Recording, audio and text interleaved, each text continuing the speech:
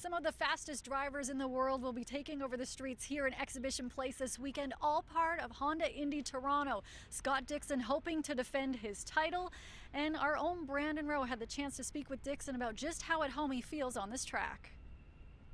How are you feeling going into this year's race? Good. I think it's always great to come back to a place that you've previously won at.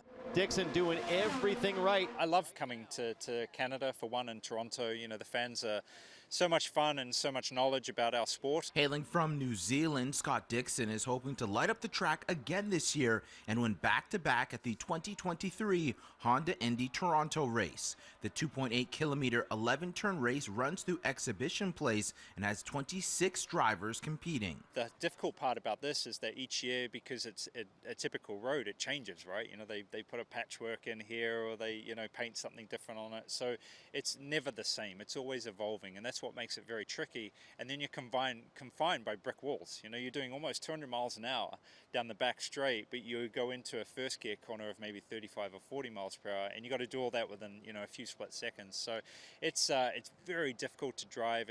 You're on the edge constantly. Dixon invited CityNews into his Honda car, and the 42-year-old explained how he got into racing. But I started go-karts at the age of 7. Wow. And I've been racing ever since. But it was because my dad was into racing cars, whether it was rally cars or circuit stuff like this. He was quite diverse in what he drove, but more on a club level.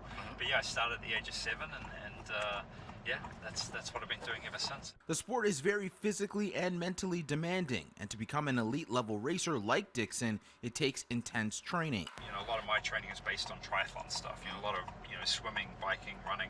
But everybody's heart rate's different. But I'll be kind of close to red zone for almost 2 hours. Wow. You're at about 170 beats per minute for the race. Plus the car is very hot.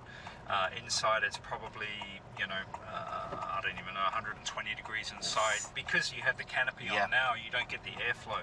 So you may lose 5 to 6 pounds of weight. So it's extremely physical, these race cars now, just because of the speeds that they do. So yeah, I train 6 days a week, sometimes 7 days a week. The event brings in tens of thousands of fans, but it also brings in road closures. Southbound Strawn Avenue will close from Fleet Street to Lakeshore Boulevard West, and Lakeshore Boulevard West will be closed from Strawn to British Columbia Drive for the event. Roads will remain closed until Sunday at 11 p.m. In Toronto, I'm Brandon Rowe for City News.